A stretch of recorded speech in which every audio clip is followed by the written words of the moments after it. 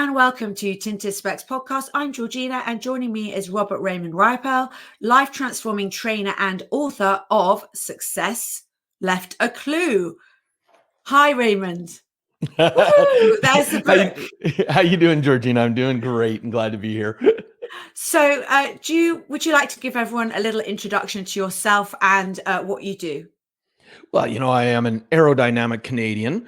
The aerodynamic part, very obvious. The Canadian part, probably not as much until I told you. And I love getting to impact people's lives and being able to share nuggets of gold and clues I've learned from traveling around the world, being able to train people, because I have been blessed that the last 20 plus years, I've now personally taught over 500,000 students around the world in live trainings that are 3 to 5 days long at a time, up to 12 hours a day on stage, and just getting to live my passion and draw out of people what their passion is and showing them that they can live it as well. So that's kind of who I am today. Well, we were just talking before about how the pandemic has actually changed how you work completely. Like you said before, you were whizzing around the world and giving face-to-face coaching sessions. And now you're kind of having to do it virtually. So I guess let's go back to the beginning to start with. But you do talk about how what you teach is what you have learned along your journey. And I guess you learn from other people you meet as well. So I think that's what I'm hearing again and again, how important it is to not think you're on your own and that you can get help from other people. Oh, that is a big one right there, because most people and being raised through school, we're taught figure things out on your own. Don't ask for help, or don't look at what someone else is doing, because that's cheating. But then when we come into the real world, the greatest way to have success is to actually say, you know what? I don't know everything. What do you know that I can learn from, and then learn from other people, copy what they're doing? Because unless you're like a Jeff Bezos or an Elon Musk, chances are whatever you want to accomplish, someone's done it before you. So why try and reinvent the wheel? Why try refiguring it out? Find out what they did so that you can learn what worked for them. But just as important, Georgina, is you want to learn what did not work. And that allows you to avoid a lot of pitfalls. And so even like as an example, I grew up in a very closed-minded society. Here's the box. Don't question the box. Don't even think outside the box. In fact, don't even know that there's a box there. Just do what you're told. And especially when it came to work, that was kind of the message I was given, is that you don't have to like what you're doing. If it's giving you security and it's helping you earn money to take care of your family, then you do that job, whether it's something you enjoy or not. And I'm, in the workforce very young at an early age, but by the time I'm 21, I'm laid off from 3 major jobs because they're closing down. And I'm like, something's wrong here. I'm working hard. I'm staying loyal. The one job I absolutely hated, but I was doing it because I was loyal. And I'm like, but I'm getting laid off anyway. And I realized that if I wanted any kind of control over my own success, I actually had to take that control. But I was still very closed-minded, and I didn't know about personal development. That was kind of too woo-woo for me. And I don't know if that's a statement you use on the other side of the pond there, but here in North America, woo-woo just means like, woo, it's way out there. And I've come to learn that there are people on that side of the pendulum that are too woo-woo. And everything's like, life is grand. It'll just come to me. I don't have to do anything, And so there's being too woo-woo. But then on the opposite side of the pendulum, there's what I call too practical. Those are the people that were like me. If it's not in stone that this is how it's done, then you don't do it. You don't question it. And it's just like, I've come to learn though over the last few years that there's what's called in the middle, a new word I put together years ago called practi-woo. And that's because you want to be practical and woo-woo, because I've been blown away by some of the woo kind of things that have taken my life in a whole new direction. Things like law of attraction. Didn't believe it. Now I own it. I love it. I am a master at being able to manifest what it is I truly want in my life, because I understand the science of it. And so that I've kind of come to center that way. And I've noticed that the successful people that I've been on stage with around the world and been able to meet, they've been on similar type journeys. And it's that self-awareness that really makes a difference. I love the way you said woo, but with a science kind of, you understood the science behind it. So I think that's the thing is, and that's the practical side of it, isn't it? So you understand why by doing this, you'll get to the next step. So in your book, Success Left a Clue, it's 6 practical steps.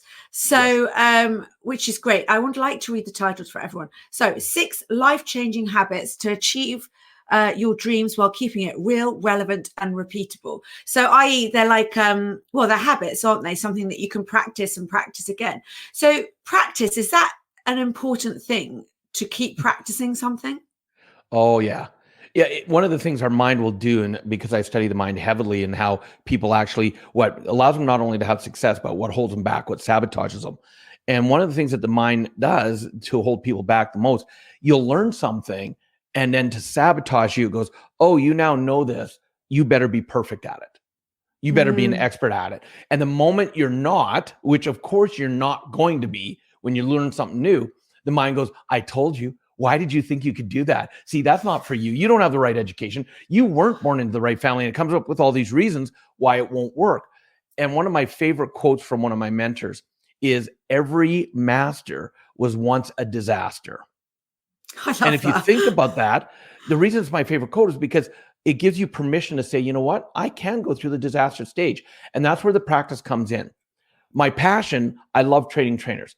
There's so many people that have such an amazing message to give the world, but they don't know the technique on how to do it. They don't know the skill. They don't know the system. And so when I can help them learn the system and draw out of them their passion and put it into their message, it's amazing to see who they can impact. And my number one rule is, you're going to practice, practice, practice. That's what's going to either move you forward or hold you back. And then probably the biggest things they don't do is they don't practice, because their mind goes, when it's time, I'll be good. When it's time, I'll be awesome. And then they stumble and they can't figure out why. And so that's where practice comes in. And it is absolutely critical. I mean, I can't tell you how much I know that from starting the podcast. I was like, oh yeah, it'll be great. I'll start it.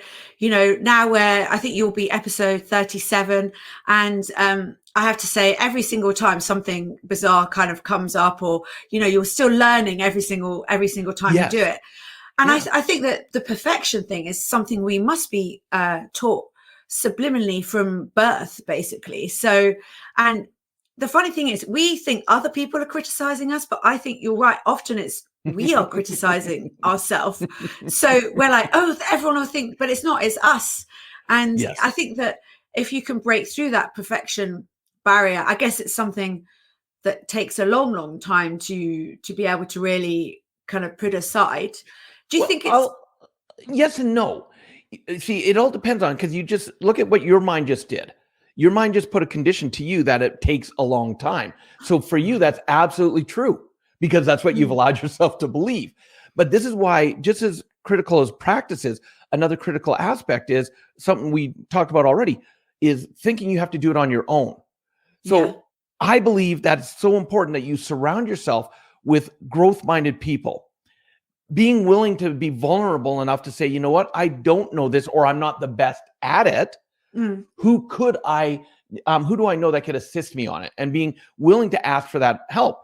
But, we've been taught, oh my goodness, asking for help, that's weak. Weak is bad. Don't do that. You must be a strong person. Boys don't cry. As a woman, you got to be independent, stand up for yourself, which is all great, but you're not going to be perfect at everything. And this is a lesson I'm still learning. I'm going through the journey constantly. It's not until, I think 6 months ago, I finally got a virtual assistant. For years, I've been going, it would be a good idea. People told me how it would help me.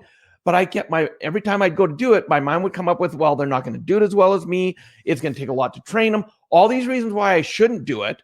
I couldn't do it. And so I wouldn't do it. But the moment I finally went, you know what? No, I've been telling people for years, allow yourself to get assistance. I better start doing what I'm talking about. And I ended up testing out a couple companies, and the one person I interviewed, all of a sudden, she is like a rock star in my life now, an absolute rock star. And, people have been commenting on my social media posts, and I'm like, that's all her. Because what I struggle and don't understand, she's like, oh, that's easy. I could create that for you. And I'm like, of course you can. But look at what my mind did is like, well, I should be the one to do it. And so I become that biggest obstacle in my own success. And so for people, when they practice, and you did perfectly, Georgina, look, you started with your podcast. That's probably the greatest thing in anything you can do. Whereas most people think themselves out of success. Yeah. They think, prepare, but they never do it. And so the fact that you started, look at the journey you're on. Episode 37, if you go to episode 1 and watch, you might cringe and you might go, oh, because that's your judgmental side. But if you notice the journey, you'll go, wow, because I got started, look where I am today. And then it's you incredible. celebrate that. And I started to do that a bit today, because I did a live which was called a podcast episode of the week, and it was celebrating one that I'd done earlier, and it was great to listen back, because actually they weren't as bad as I thought they were, the early ones, right? But I had to be honest, for me, I'm more of a person that jumps out of the plane and then virtual plane and then screams, I'm more of a, I'll jump and get on the challenge, and then I'll have a mass panic attack afterwards. But I guess there's where's my parachute? But the perfectionism thing, I think, is so important.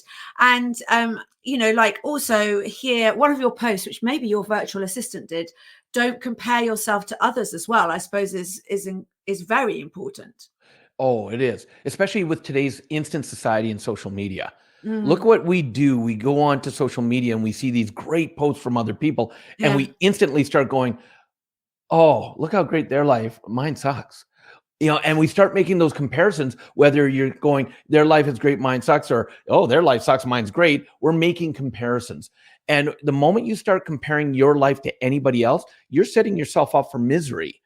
And so that's why I tell people, the only person I want you to compare yourself to is you, because that's where you can then move forward. That's where you can take another step, especially if you're feeling overwhelmed on something. And that overwhelm is something I've noticed around the world in every culture I've been blessed to teach to. Overwhelm is something that is common for all cultures. And the reason that is most people are 1,000 miles ahead of themselves, trying to figure out everything that needs to be done, how are they going to do it, what time frame. And no wonder they get overwhelmed. Or they're so far in the past going, this happened to me. Look at how bad my life is. Because of this, I'm here today. And they're caught in the past playing the victim. And so the greatest tool to get over overwhelm, taking a deep breath. Come back to the present and ask yourself, okay, how am I doing right now? And what's one step I can take to go in the direction I want to go in? And then take that step and celebrate. And you will be amazed, Georgina, of how quickly you can guide your life in the direction you truly want to go. But it takes courage. It takes willingness to be, to look at who you are. You're good, you're bad, you're ugly. The real reason I have real, relevant, and repeatable on my book is because it's the same as my initials, RRR. Oh, yes. Yeah. And when I'm teaching people, I want them to know, I'm going to tell you the good about success. I'm going to tell you the bad. I'm going to tell you the ugly, because success takes work. So does being miserable. That takes work as well. And yet people don't realize that they're working hard at being miserable. So I'm going to keep it real with people. And, you and I were talking before you hit record. I'm going to keep it relevant. Yeah, this book came out in 2017, before the BC, before COVID. And yet it's probably more relevant today than it is. That's why I'm talking about it today. And then, of course, if I'm going to teach something, I want to make sure it's something that it's not a one-time fix. You can only ever do it once. I want to make sure you can repeat it again and again. So that's the key to keeping it real and relevant as well, is so that when you're repeating it, you can do it over and over again. And as lives change, I may do a rewrite of the book and I may update it, because I'll want to keep it relevant and repeatable for the time. But right now, I'm finding that people I talk to that read the book, they're going, oh my goodness, I needed this, especially right now. How did you know? And I'm like, I didn't. I just wrote about my life. And let's talk a bit about that, because basically you went into debt, didn't you? $150,000 in debt and stressed, and then you became financially free. So And this is the journey that you went on, is how, well, the tips you learned along the way are what's in the book. Yeah, absolutely. Here I was, when I got laid off from that third job, I'm still a newlywed. I want to take care of my family. And I'm like, here, our economy was really bad back then. And it's like, what am I going to do? And out of necessity, I started delivering pizzas for Domino's Pizza, little pizza delivery company. And and at 21, Georgina, I was the old guy as the drivers. No. All the other guys were 17 and, drivers 16, 17, 18. And so because they wanted to party all the time, I could work 7 nights a week because I could always convince one of the younger people to give me their closing shift, and so because of my work ethic, I ended up becoming a manager. My wife became my assistant. We started working open to close 7 days a week because we've been taught and we know how to work hard. And so that's what we were doing. A year and a half in, we're now qualified to be franchisees. And I don't know how much you know about Domino's Pizza, but in Domino's Pizza, you can't just buy a franchise. You actually have to successfully manage a store for at least a year, meeting a bunch of criteria. And if you do, then you're qualified to be a franchisee. But you still have to have money to buy or build one. And so we were qualified. We were broke, but we were qualified. And all of a sudden we find out that our franchisee has decided to get out of Domino's Pizza, and he's selling his 2 stores. And we had watched enough stores be sold around us that we knew the moment the store got sold, we would both be laid off because the new owners wanted to come in with their own team. And so I went into panic mode because I'm thinking, what are we going to do? This is now both of our incomes.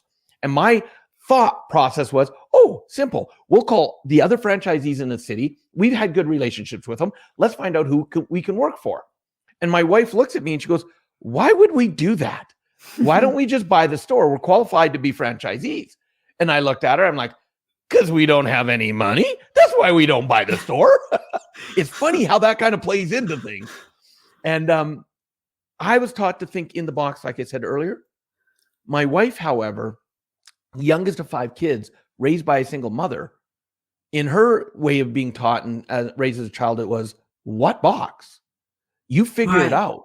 And because of that passion of hers and that way of thinking, we started making a lot of mistakes as we started learning. How do you buy a business if you have no money?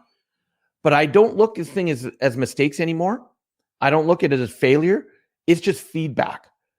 And I think you'll agree, some of our greatest lessons in life comes from what did not work.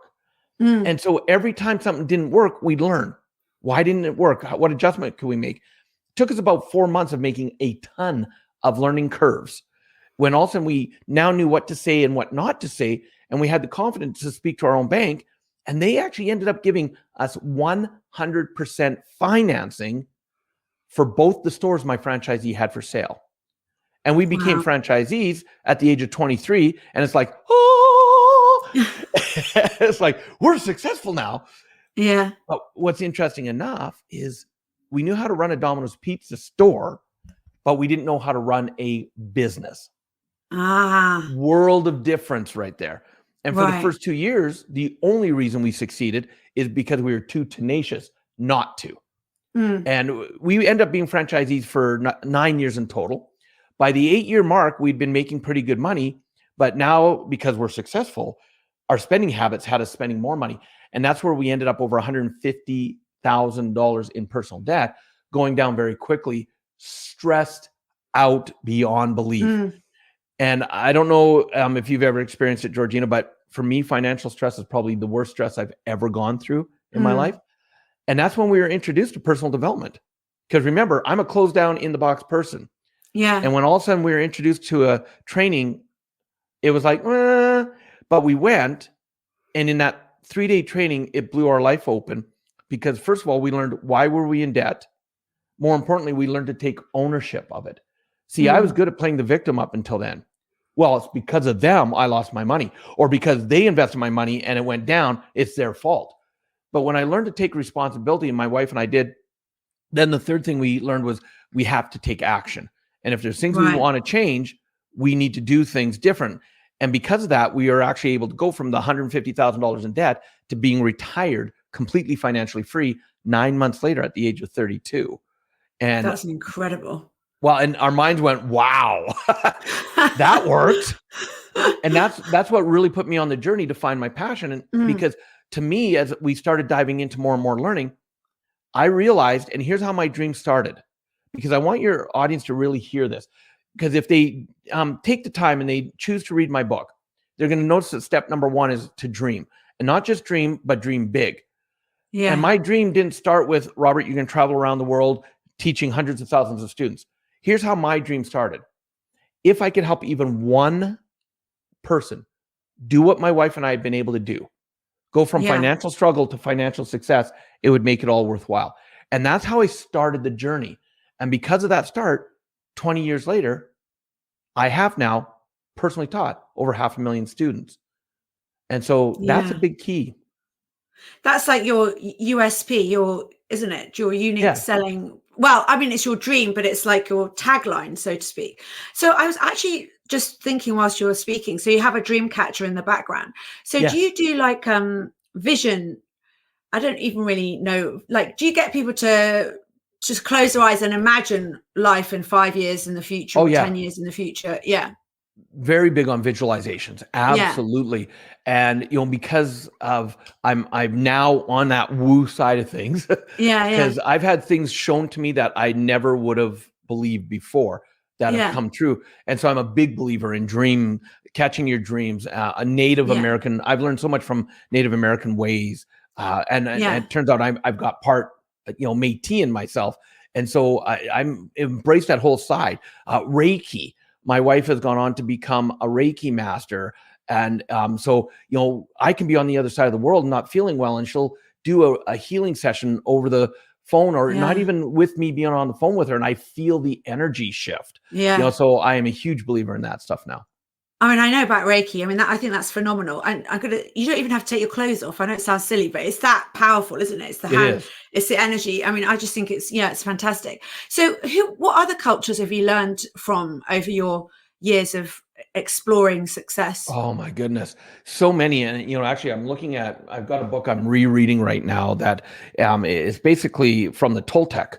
And the book is The Four Agreements by Don Miguel Ruiz.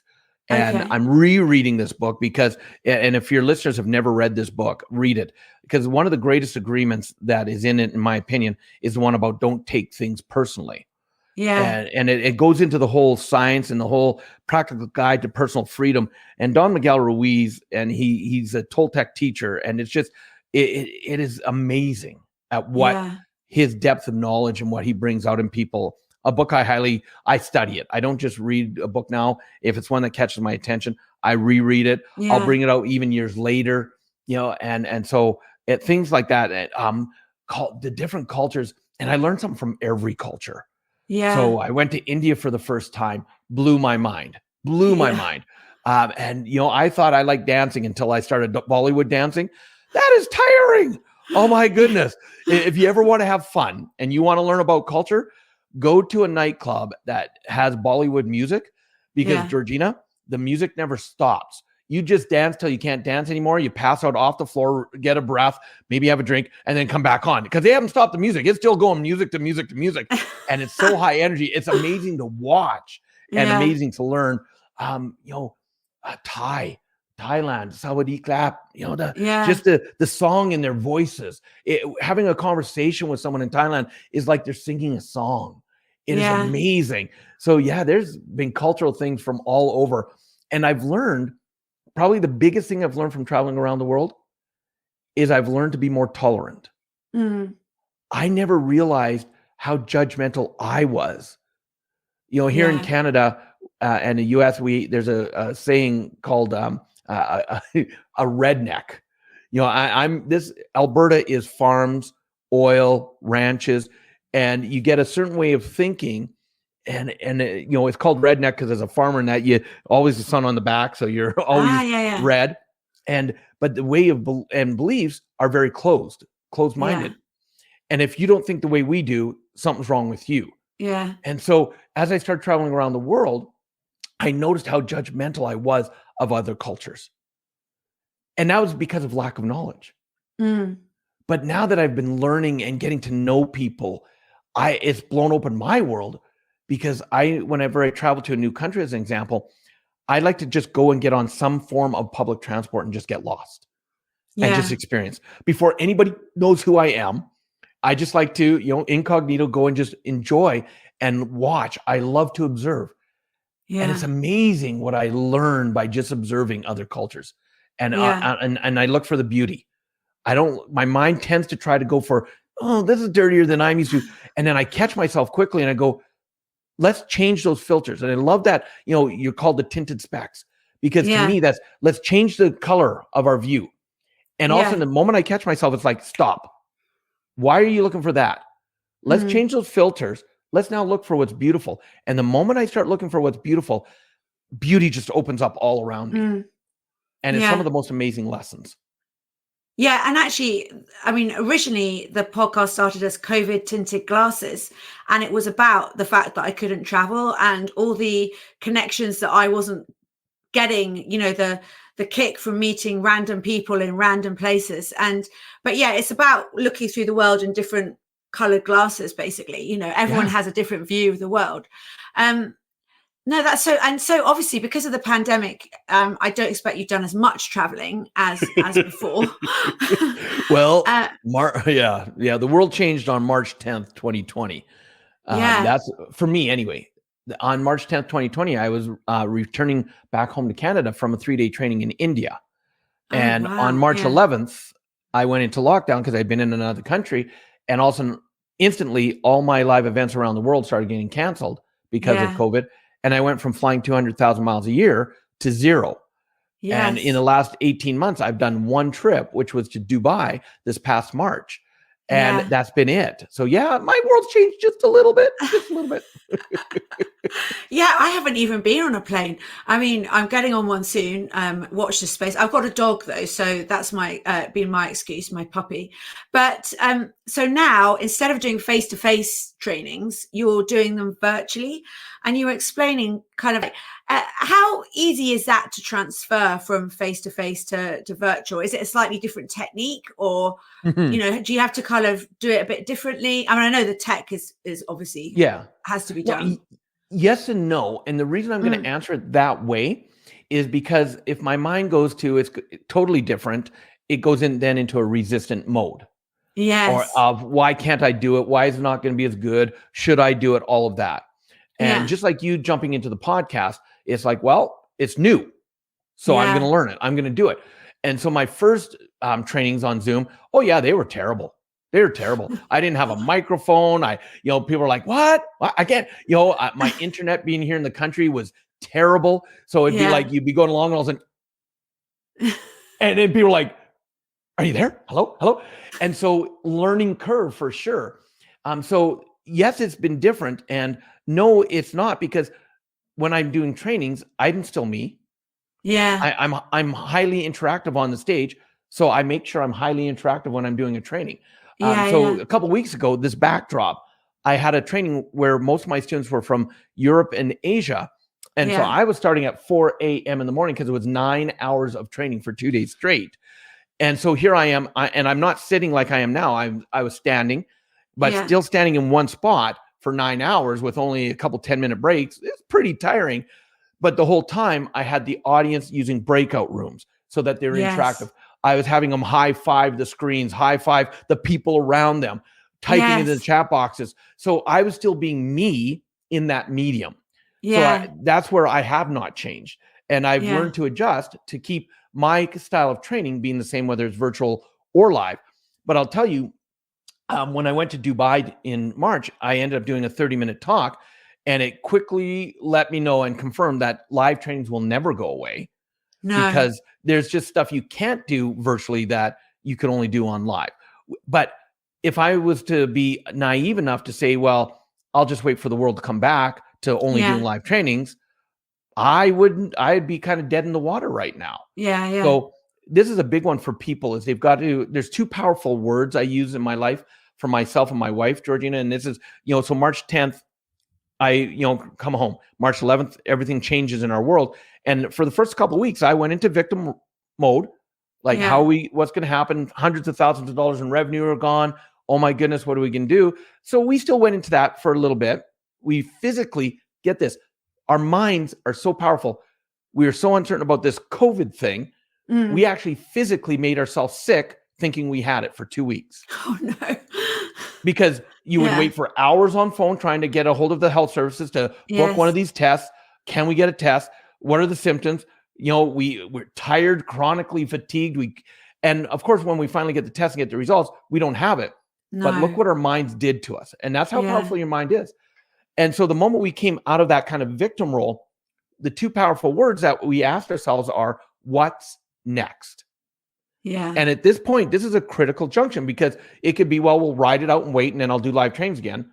Or we could say, well, we don't know how long it's going to last. Did you think it was going to be still going on by this time? No, I didn't. No, right? No. And that's where my wife and I, we had bought this beautiful acreage that we're on 3 years ago with the intent of someday building out a training center so I would travel even less. But that was still 6-7 years down the road. Yeah. And so all of a sudden, when we came out of the victim role and we went, what's next? It was, well, we want to build this training center. You're home now. Why wait? But then, of course, fear comes in, because it's like, not only is hundreds of thousands in revenue gone, but it's going to cost a few $100,000 to build. Yeah. What if? And all the what if scenarios come in. So then there's two other words that we use in our life that came into play. All in. Yeah. See, when we make a decision, we go all in 100%. Yeah. And we may stumble, we may fall. Yeah. But because of that, it took what was supposed to be a 5-month build, took almost a year. Yeah. But now I am sitting in a beautiful new training center, able to do live trainings. Now, here's the thing. In Alberta, we're in our 4th wave of lockdowns. We're in a medical state of emergency. So I built this beautiful center, but I can't have people come in because we're not allowed to have gatherings. Yeah. So again, I could either go, what the? Or I can say, what's next? Yeah. And it's like, well, you know what? I'm not the only one in this situation. And how many people don't have great facilities to do live trainings? Yeah. So that's why in the next 2 weeks, we have the build out being turned into a super Zoom room. Yeah. So that I'll use it the most, but I'll now rent it out to other speakers and trainers, because they'll be able to step into a studio, see hundreds of their students at a time, have all the tech in place, and they'll pay very well to do that. So that's how my mindset now works. Yeah. So what if and all in, and it's always cyclical, everything, isn't it? So you learning something, mistake, then you got it, but then it's important not to feel too comfortable, isn't it? You have to, because I'm trying to get to the chaos, because you need to have a bit of chaos, don't you, to be able to transform. Yeah, absolutely. And there's 3 critical steps for anybody who wants to be successful. 3 simple words: learn, then do, because when you learn something, you get it on one level. When you do it, you get it on a deeper level. Yeah. And then the third is teach. Yeah. Because if you ever, Georgina, you also get a deeper clarity of it, a deeper understanding. Yeah. But once you've done the teach, what do you do next? You learn again. So it's learn, do, teach, learn, do, teach, learn, do, teach. And what you're talking about, chaos. Yeah. Most people, one of the biggest blockages that comes into their life is get hit upside the head with life, or what we call chaos. And all of a sudden they go into resistance mode. Why me? Why is this happening? And what I love people to understand, and this is something I'm writing in my new book, is chaos is natural. As human beings, we're meant to evolve. And that's what chaos does, because we get comfortable. And when we get comfortable, we're not evolving. And the universe, God, life, great spirit, whatever you want to go by, is like, no. You're a human. You need to evolve. So it comes in with a chaotic part into your life. And of course, if you handle the chaos and you take the lesson and you move forward, that's great. But most people resist. Go away? I don't think so. It comes back again with a harder kick upside the head. And if you ignore it again, it comes back again and again until you get it. And one of the reasons most people stress and struggle with this is because they ignore the gentle chaotics. Right. And it's only once it's massive, injuries, big things, life-changing, relationships blowing up, health gone wrong, that they finally start tuning in. Yeah. And so when I teach people, I say, if you realize that chaos is natural and embrace it, you can actually courageously volunteer for chaos in your life. Yeah. And I call it actually what I call the unclutter phase, because there's 4 phases in life people are always going through on that cyclical rotation. And the unclutter phase, reason I call it unclutter is because you can volunteer for chaos by going in and decluttering, uncluttering parts of your life. So something is simple, and I know it'll sound simple. Don't let this fool you. Have you ever gone to your refrigerator, Georgina? You open it up and you're like, whew, there's something in there that needs to be cleaned out. Have you ever had that? Yeah. So going in and decluttering your fridge is you volunteering for chaos, because you're saying, I'm not going to wait for it to get worse. I'm changing things. Or I come into my office every couple of weeks and I get rid of what I don't need anymore, shred it, donate it, whatever it is. I declutter my office. By doing this, you're actually volunteering for chaos in your life, so that when the lessons come, they don't have to be intense. But understand that chaos means you're changing, because when you go through chaos, go through that unclutter phase, it puts you into what's called the observation phase, which is, what's the possibilities? What would I love? So if you get stuck in chaos, you can never create a greater life for yourself. No. And that's why you want to flow through these. Yeah. And I guess we've all been in, the pandemic has been a global chaos. Huge. Yeah. So we've all been smacked around the head a little bit. But I think that, because actually they're very easy steps, and you explain them incredibly well. So where can people find the book? Well, my Success Left a Clue book, I'll tell you, you were so gracious to invite me to come onto your podcast. And what I would love to do as a gift from us to your students, to your listeners, because to me, our time is one of our most precious commodities that we have. And so the fact that you've taken your time to interview me, but more importantly, your audience is taking their time to listen. If they just simply go to my website, robertriopel.com, just my name, RobertRiopel.com, they're actually able to download the entire digital copy of this book as our gift to them. Oh, now, that's amazing. It does come with a caveat, though, Georgina. I got to tell you that.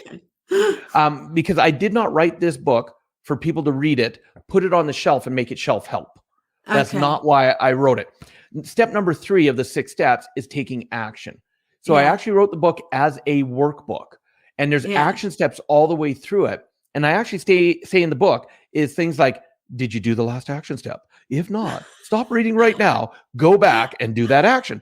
Because I know people are creatures of habit. Yeah. And I'm going to make a promise to your audience. Yeah. If they download this book as our gift and they read it, but more importantly, they do the action steps, I guarantee their life will go to another level. Yeah, I'm going to definitely download it, and I will follow the steps. I won't skip anything and go through it, because I think that at the time, this point I'm on in the podcast, I think it's really good. I'm ready for I'm getting to the next stage again. So I want to keep kind of progressing and moving forward. So that will be absolutely fantastic. And I'll make sure we put the link in the comments below. But before you go, awesome. I just wanted to talk to you about your lovely pet, Gracie May.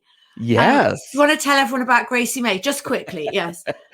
At 2 days old, we started bottle feeding her, a pet that we never, ever intended on having. But 10 years later, I cannot picture not having her in our life. Yeah. And Gracie May happens to be a 265 pound or about 120 kilo pet pig. But now she doesn't know she's a pig. She thinks she's a dog. So don't tell her. No, and she's actually a princess. She's a princess. And because right now it's almost 9 a.m. my time. Yeah. Do not even think of waking her up before noon, or else she's a grumpy girl. And she is a sweetheart. She's got a personality. And actually, my wife and I, one of our bucket lists is we are going to eventually write a series of children's books based on her called The Adventures of Gracie May, because of everything she's brought to her life for who she is. Yeah, no, I bet that'll be a fantastic read. I've just got my first puppy last year, lockdown puppy, and she has completely changed my life. A friend said to me today, it looks like she's driving the car. She just sat in the, she's taking over your life. And I was like, yeah. Thank you so much for giving me your time today to tell me more about you and the book and Gracie May. I really, really appreciate it. And I know that everyone else does too. Thank you so much, Robert. Take care. See you later. Bye. Thank you.